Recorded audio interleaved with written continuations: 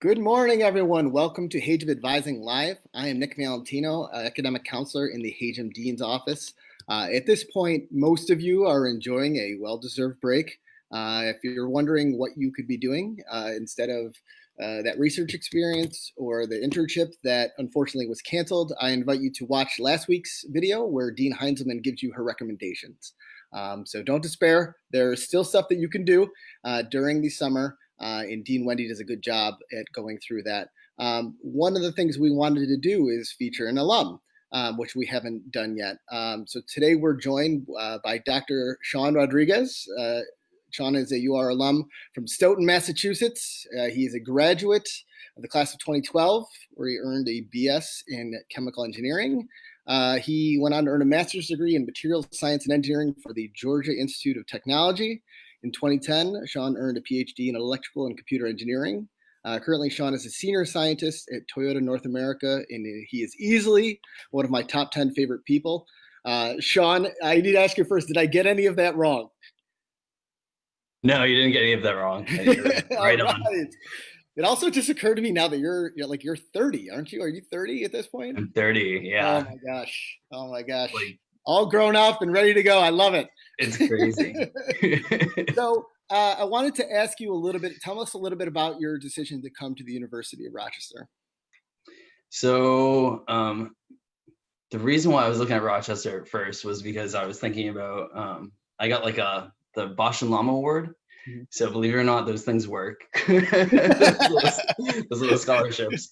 But then I knew that I wanted to go into research. So, and I knew that like Rochester was a big research university, and like it did this not just for graduate students, but also for undergrads.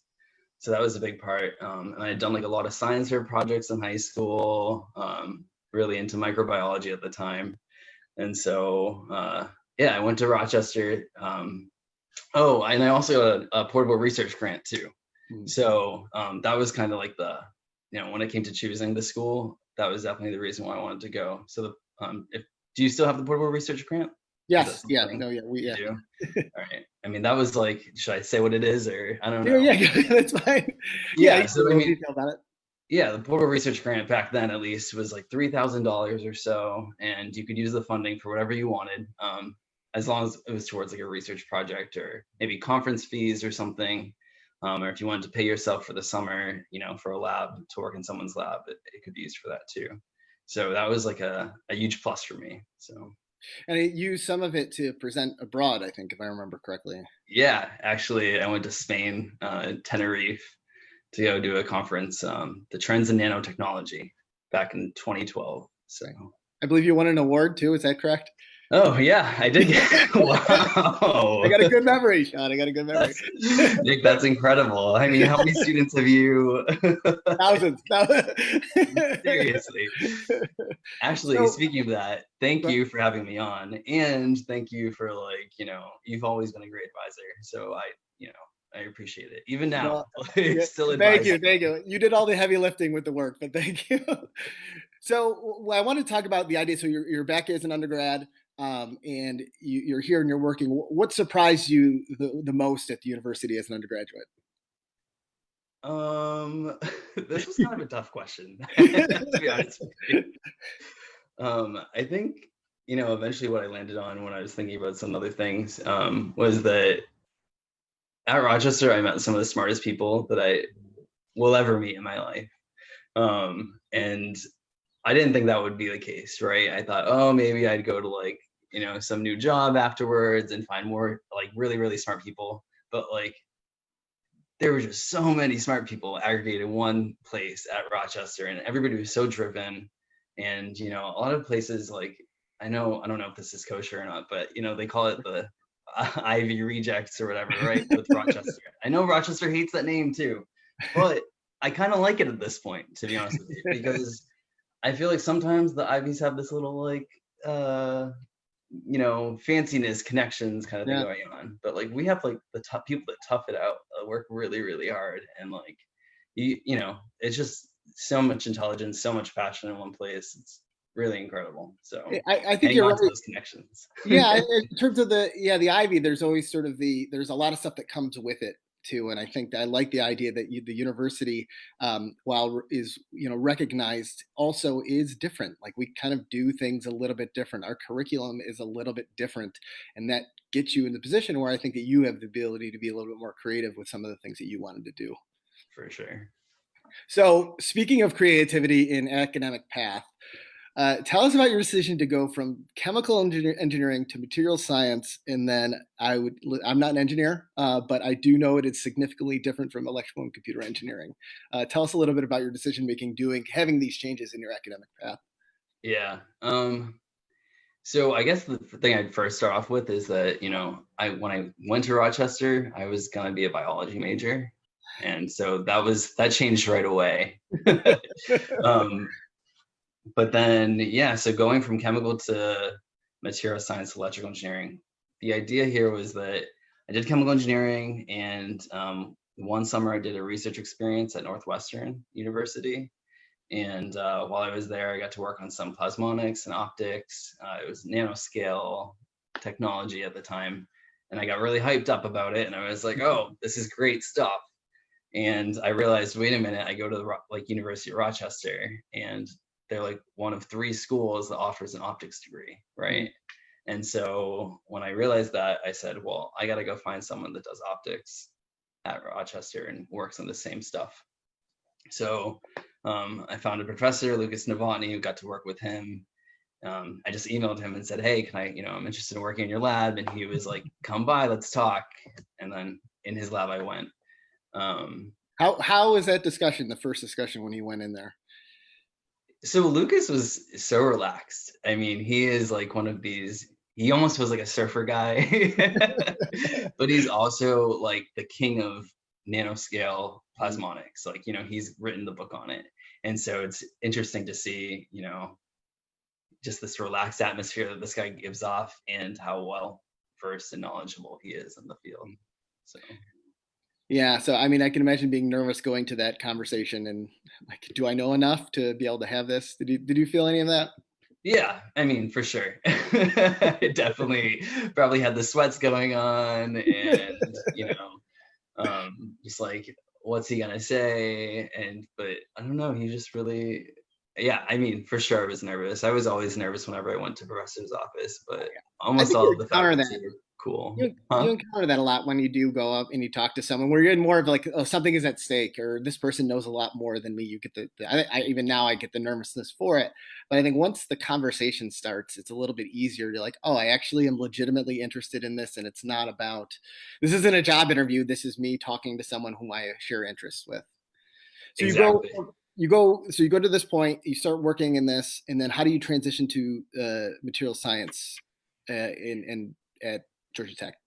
Yeah, so actually the material science came like a second later. So what happened was I was working in the optics stuff, and I realized, oh, okay, I need to apply to some graduate programs in like an optics related field. Mm-hmm. And so some of that, some faculty work in material science related to the stuff, and a lot of them work in electrical engineering primarily.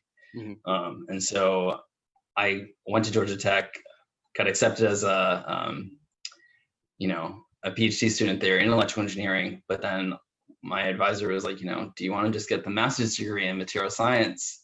And I said, sure. Of course, why not? Yeah, let me just continue this well-rounded thing that I've been chasing after for years. So it worked out really well, though. I think in the future, like eventually when I applied to become a professor and stuff, it helped out a lot because I could apply to a lot of different programs. So you were able to switch to the electrical and computer engineering PhD because your interests were aligned so closely, or in between the two fields. Is that fair to say? I guess like the bottom line I would say is that I had research that like I had done previously, and then I knew the research that I wanted to get into too, and so it was definitely tough. I had to like take a preliminary exam in electrical engineering, mm-hmm. for which I didn't have a bachelor's degree in. But I think Rochester taught me like I can do any engineering if I want, you know what I mean? Like they gave me the math skills, and so it's just a matter of like applying them in a different way. So I can't imagine taking that exam where you're like, I felt unprepared for stuff I had training in, let alone all this. I like it. So what happens a lot with undergrads, I think, is they pick a profession and try to, for lack of a better term, reverse engineer, like figure out how do I get there. But it sounds like you were just kept focusing on the area that spoke most to you, or you were most interested in. Is that fair to say? Yeah, I mean, I would say that like I picked up on this optic stuff, and I was like, I'm gonna just keep chasing the optics, and then, you know, like I had to figure out how to like like how to solve the problems in my field, and I think a lot of solving those problems was related to learning more in other fields too. So, what was your life like then as a PhD student? For those of students who are going to, so there are going to be students who are starting their PhD, at least the process of going towards their first year. Tell a little bit like what your life was like as a PhD.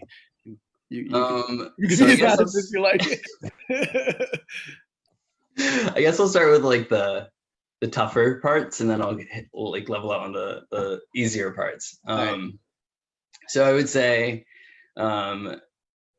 getting a PhD is definitely tough. You have to come up with your own ideas, and you might think that's not super hard, but when you have like 50 other researchers in the world working on this kind of same topic, you got to get there first. So that's one thing. And then like I think salary is like a little tricky too. Sure. You have to like realize that you're going to be making about 30K for maybe another 4 to 6 years. Mm-hmm. It took me 6 years, and so that was something else to definitely consider. But I will say that like, something else that's really this is kind of maybe not the good of the versus the bad, but like, Yeah. if someone's going to grad school and they need some advice, feel free to email me first off.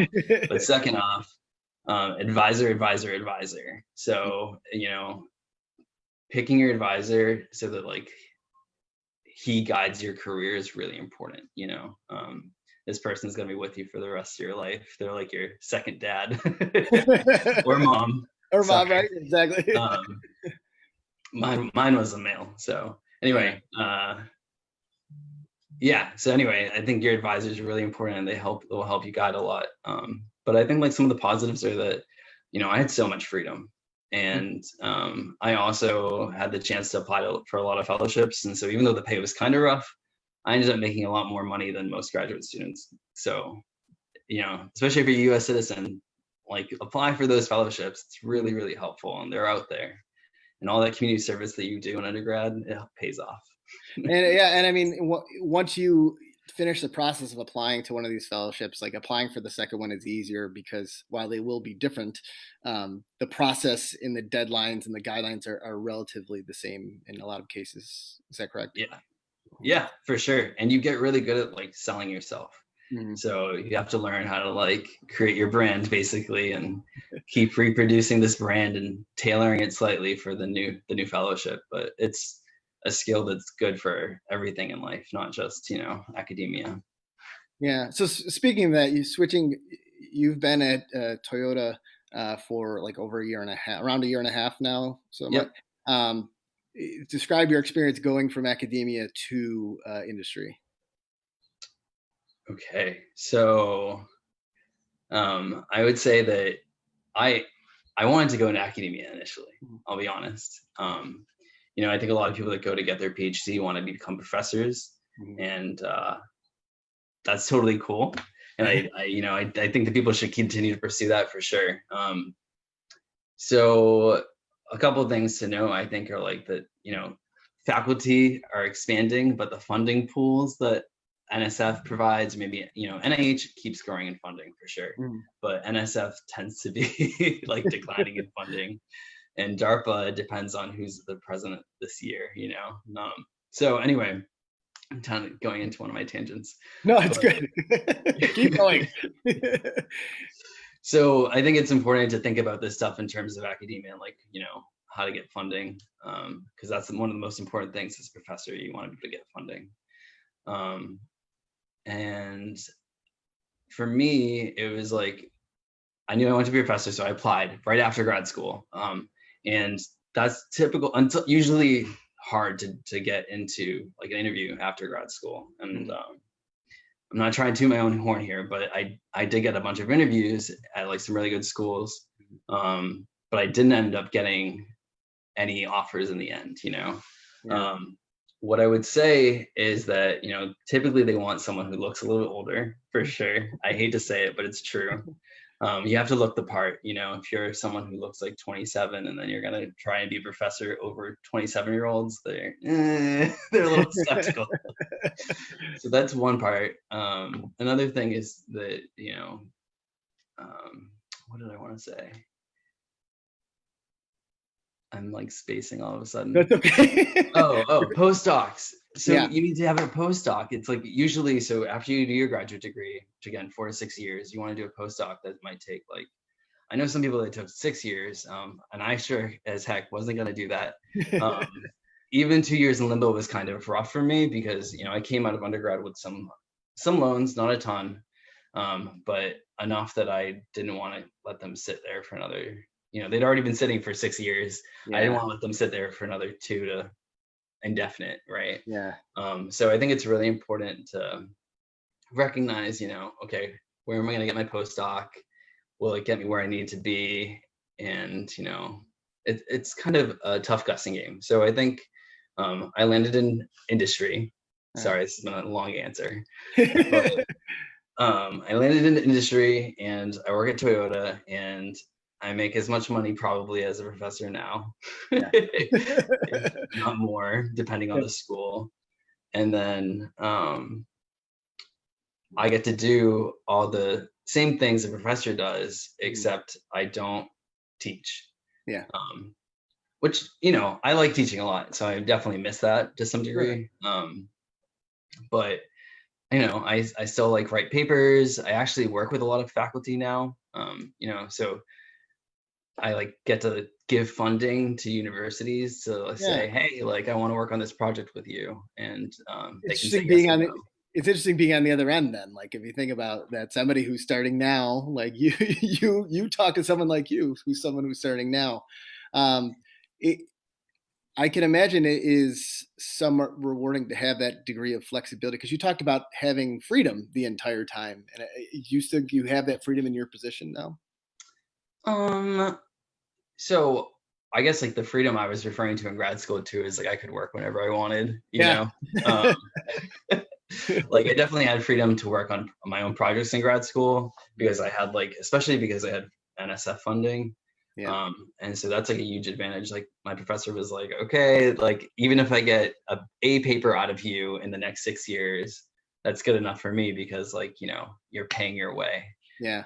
Um, but I would say in terms of like industry, yeah, I mean, I'm again kind of locked out. Like I get to, if I have an idea and I can run it by my boss and he's like, hey, it's a pretty good idea. I can propose it to some people in Japan, like we call them counters. Mhm. And if they think it's a good idea to like get funding for it, then they'll support us. And I run from there. I have a new Yeah. project basically. Yeah, it's interesting how it does sort of mirror the stuff you've been doing, being in a position where you're applying for funding or applying for an opportunity to do the next thing. And this time it's internal, which I can imagine after a long. I imagine it just gets easier. I would assume after a while because you're so used to working with your counterpart there. Right. Yeah. It's definitely gotten easier. And I will say that like, I didn't know as a graduate student that a job like this existed. I didn't know as an undergraduate that a job like this existed. I just was so focused on being a professor for so long. That, like I'm not a program manager, but it's pretty similar to that. Yeah. And I don't know. I actually, when I was at, so we have a conference in optics called Clio. Hmm. And I know some people there and they asked if I would give like a talk on, getting a job outside of academia because so many graduate students are so focused on, oh, let's become professors that they don't know what to do afterwards. And Hmm. they don't realize that jobs like this exist. And so, kind of like giving students, in grad school, like, hey, there are research positions out there that do exist. And like, these are how you can tailor your resume to them and stuff like that is, they found that helpful and they wanted, me to share my experience with that. So. Yeah, one of your best qualities has been your resilience, right? To be able to just keep going, right, and keep going, and that see where it goes. I think it's hard to teach resilience, but I think that the way that you've been able to continue to pivot towards what you need to go next has definitely been the strength. I hope that the resilience gets doesn't be as tested as much in the future. So with that, with the students starting out now, let's look at like prospective students or students that have been accepted and that are coming in the fall. What advice do you have for them? Um, can I talk about the resilience for a second? Sure, absolutely. Is that okay? Yeah, of I don't course. know. You brought up a good point. Like I didn't mention this. I didn't think to earlier, but like, yeah, I get rejected everywhere when I applied to graduate school. I had faculty, like, I remember my advisor, Professor Farrar, James Farrar, he's in chemistry. He looked at me and he was like, Sean, you're gonna get in everywhere. Like he had no doubt that I would get into every graduate school I applied to. I got into 2 graduate schools and I applied to 12. So, which is crushing when your only comparison point is undergraduate, right? Which is a totally different system, right? So you can get rejected from a ton of graduate schools and it has nothing to do with your application. It's just that, there's no funding this year, or we have, this professor's going to be on sabbatical, but they don't tell you why. They just tell you that you're not in. Yeah, exactly. Yeah, it was definitely rough. And like, I think something else I didn't mention that I should have too is that like when I transitioned from chemical to electrical engineering, I got accepted as a master's student. So, that was just another punch in the face because I had to go, like pick up do that preliminary exam, and I had to pay for my first year. It was tough, maybe you can go cut this and move this in the video. But it was like, yeah, it hasn't been easy. But so thanks for mentioning that. Like, yeah, you had to keep going, and it's great. I mean, it's to see what you're being able to do now it's so great because, starting this after a year, it takes you just a year to get your feet set and figure out what your job actually is, and hopefully it'll be able to keep going in a direction that you want. I mean, it's also tough because you might get another completely different opportunity in a year that you have to juggle and think about. So right, never know. So with students coming in now, I mean, if you're able to talk about, with the addition of resilience, what advice would you give them? For students coming in now, I think I always say this. My sister just went to college maybe 2-3 years ago, and I was like, this is my number one thing for her, at least, was like, I think on my freshman hall, I assumed everyone would be my family. I think at the end of the day, when you go to work, or like school, and then you come home, you expect the people near you to be like the people that care about you and stuff the most. But like, I don't know, like, just because people are on your hall doesn't mean that like it's a random assortment of people, right? Like no one magically put you there. And so don't hesitate to join groups, don't hesitate to join clubs, seek out things that you want, and don't just take what's given to you. It's for sure like one of the first things I would think of. Absolutely. No, that is excellent advice. You're a good advisor now. Sean Rodrigues is a senior, Dr. Sean Rodrigues. I have to say doctor now. Sean Rodrigues is a senior scientist at Toyota North America, class of 2012 graduate. Sean, thank you for coming on. We are going to be able to get you in contact with Sean if you'd like to ask questions. If you have any questions about his journey or anything like that.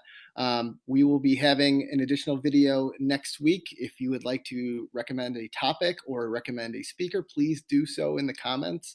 Sean, thanks again for being here, and we really appreciate it. Thanks so much, Nick. This was really great. All right, we'll talk soon. Talk to you soon. Bye-bye.